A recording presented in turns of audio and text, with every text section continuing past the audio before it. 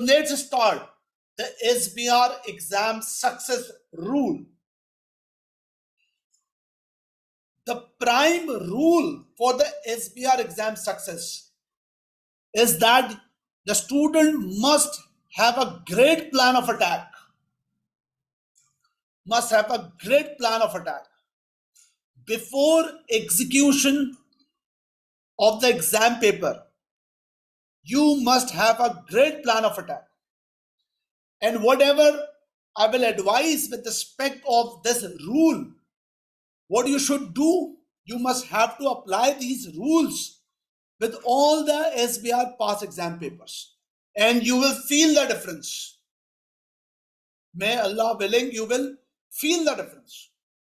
Now come on, sir, what includes the plan of attack? That's how we will plan our questions, our exams. Now come on. SBR exam success rule, that means plan of attack, includes two parts, two things. Number one, you need to plan with respect to the time. That's called time management. And number two, you need a good plan about the marks. That's called marks management. So time management, marks management, that's two things you need to make a plan for this before starting the question. For time management, the rule is 20-80. For marks management, the rule is mind mapping. So we will discuss the things with these 2 points. Rule 1, rule 2. Come on, rule 1. Rule 1. Invest your exam time. Your exam time 3 hours. Your exam time 180 minutes. With the rule 20-80. The examining team recommendation is that first of all, the student must have to plan the answer and reasonably invest time, ideally 20%. So 20% planning time includes your mind, your brain works for 20%. Number one, reading. You know, reading is an art. And how to learn that reading is an art, we will cover this thing. Number two, understanding. Read the question, understanding the requirement very carefully. Understanding the requirement, what examiner expect from you. And compose your mind. Compose. Your mind must be very much focused, not scattered. Read, understand, compose your mind. First, you must show that I've invested reasonable time, that's 20%, and read the question carefully, understand the requirement according to the examiner expectation, compose the mind, then start investment time for drafting and assembling your answer, ideally the 80%. Students, I strongly suggest whatever advice I'm providing here, you have to invest your time. You have to invest your time with your practice questions of the SBR from September 18 onwards. You will feel the difference with respect to the performance of SBR. That is rule number one. But for this rule number one, before moving towards the execution, be careful. You have invested carefully 20% for the 80% execution. And finally, be careful. Be careful. You have read and understand the requirement according to the examiner expectation. So read and understand the requirement very carefully. Very carefully. Okay, the next rule, marks management. The next rule, marks management. The rule number 2, mind mapping. Mind mapping. Means before starting the question, you have to jot down or plan your key points in this manner. Focus this picture. What this lady is doing. That's developing the mindset, mind mapping. Plan your key points. Arrange the points. Compose your mind. That's very much important. So first, whatever you have read, the requirement and understanding the requirement and the question, you have to develop some key points in your mind before starting the questions. Whenever you are developing your mindset, that's called mind mapping. That's rule 2. The support you required here, that's called drafting rules. Drafting rules. Sir, what is the meaning of this drafting rules? Drafting rules. With SBR exams, based on past paper analysis, examiner normally ask two type of drafting things. Number 1, drafting technique number 1. The first thing, if the question about knowledge application.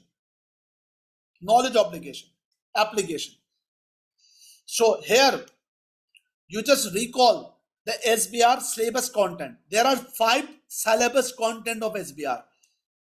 All accounting standards, IAS, IFRS, including group accounts. Number 2, ethics. Number 3, current developments. Number 4, conceptual framework. Number 5, performance measurement. So 5 areas of syllabus. 5 areas.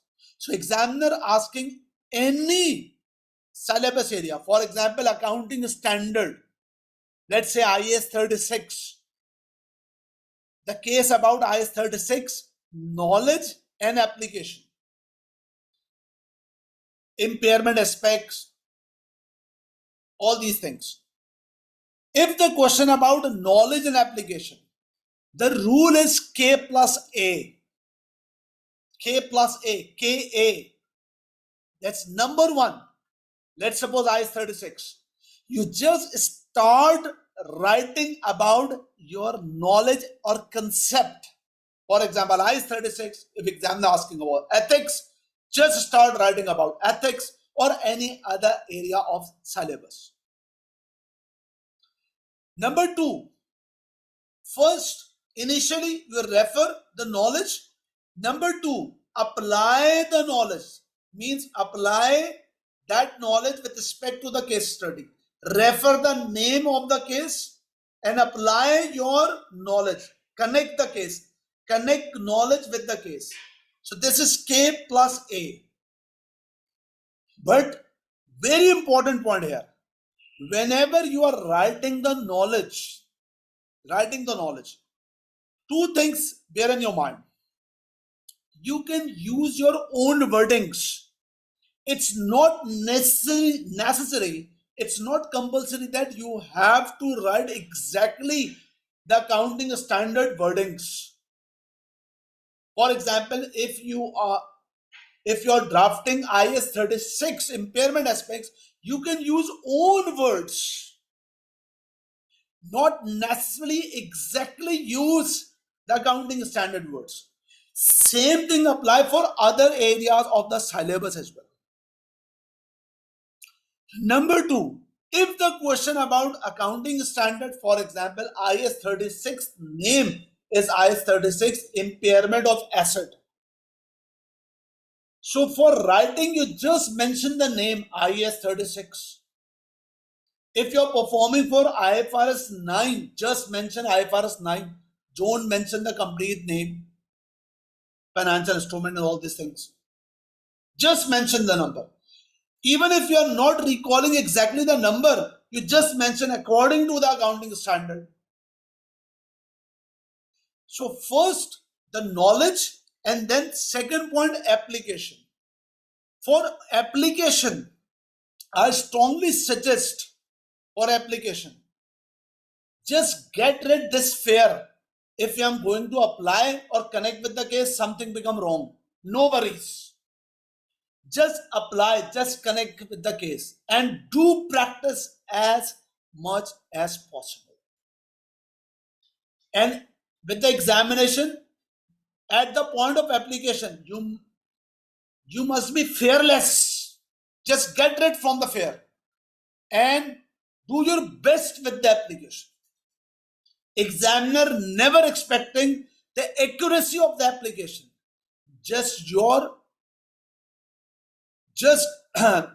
Examiner just wanted to check that you have an ability to apply the concept or not. It's nothing about right or wrong. That's the first point. That's drafting technique 1. Drafting technique 2. If question about working explanation, for example, examiner is saying that calculate the impairment loss and explain. So this is something about working and explanation of the working.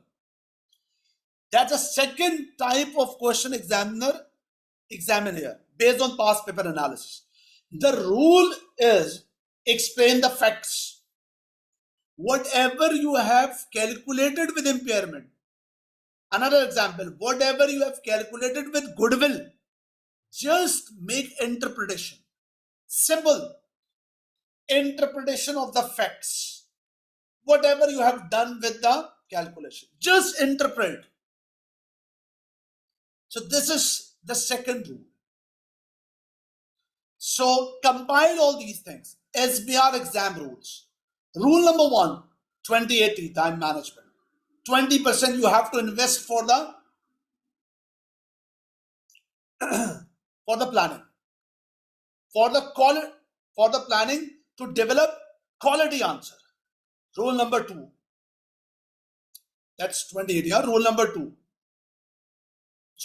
Rule number 1, 20/80, and be careful. Planning includes reading, understanding, and composing. And make sure you have understand all components of the requirements. Rule number 2, marks management. That's called mind mapping. Recall the picture of the lady. That's some imagination in your mind. Here, mind mapping, drafting, technique 1, T1 technique 1, K plus A, knowledge plus application. Drafting technique 2, interpret the facts if the examiner asking working explanation. That's SBR exam rule. Now, apply all these rules with an example. Let's take one example.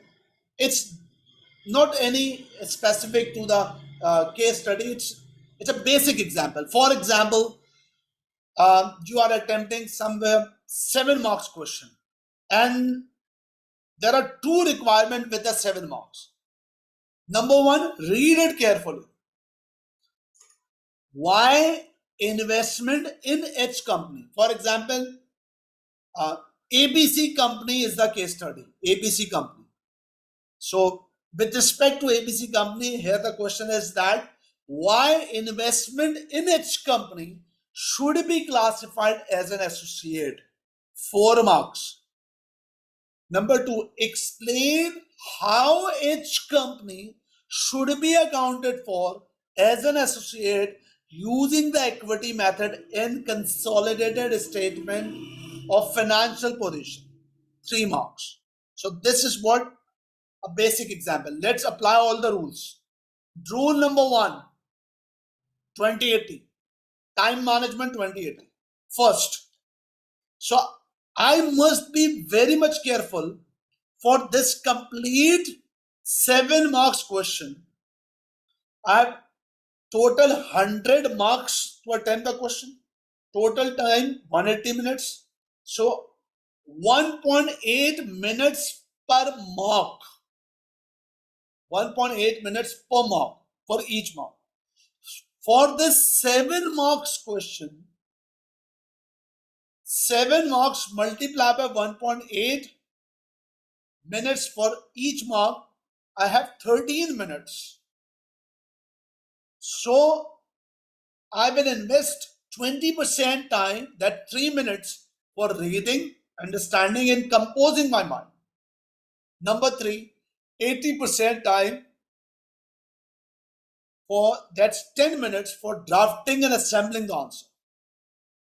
So that is the first rule. That's the first rule. And I must be very much committed that I have to perform these things within 13 minutes. Number 2, that's a time management. That's done. Huh? Another point, mind mapping. Rule number 2, mind mapping. The first question, why investment in each company should be classified as an associate? First of all, be careful. After reading the question, the requirement, ask yourself, is my understanding very much clear according to the examiner expectation? The examiner expectation that, here examiner expecting that I have to write something about associate. When any investment treat as associate, so I have to show some, I have to draft some knowledge here about associate, whatever accounting standard says with IS 28. That's knowledge. And also need to apply with the case that the accounting standard investment associates criteria meets or not. So that's the question about knowledge and application. Knowledge and application. So that's what understanding of the requirement. Very clear. And develop your mind. Here, knowledge application. Develop your mind. How to develop your mind? I will jot down the points. First, I will make a basic draft about the knowledge. That make a reference of IS 28 SI, that's significant influence. With my own wording, I will mention that if investment in equity in each company and the investor become able to participate for the operating and financing decisions, that reflect the significant influence. And we can treat or we can account for the investment in each company as investment in associate with my own wordings. Ideally, mention IS 28, investment in associate and joint venture. You don't need to mention the complete name, just refer IS 28. Even not recalling the name IS 28, just mention according to the accounting standard. And drafting with your own wordings about the knowledge. Then, that's the point.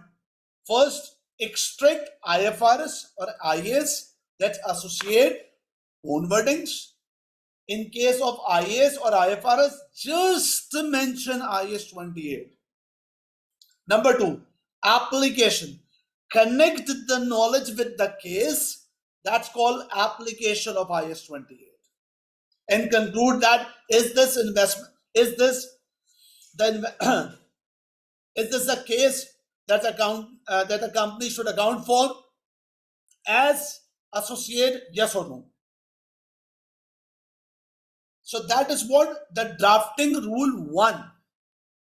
Next point, the drafting technique 2.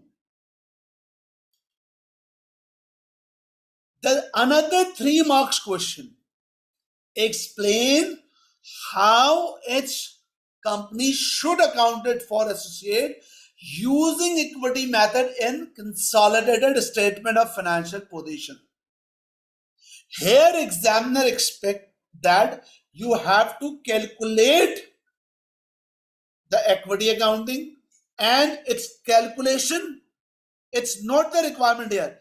The requirement is to explain the facts. Explain the facts. So here, equity accounting. Equity accounting means first you take the investment and associate value at the date of investment plus post acquisition share of movement in net assets, including profit and OCI of associate, and make other adjustment like impairment and the other intra investment or intra group transactions. So this is what about the format normally you do. Okay, so that's about the calculation that you normally do with the F7 exam. That's already done. But here examiner expect not just to calculate but also explain. Also explain. So here the rule is explain the facts. Explanation of your working, that's called explain the equity accounting working. Instead, only show the calculations. Not only to show the calculations, but you have to explain. That's the examiner expectation. So you have to jot down the point that yes, whenever I will draft the question, I have to explain my working, not only show the calculation.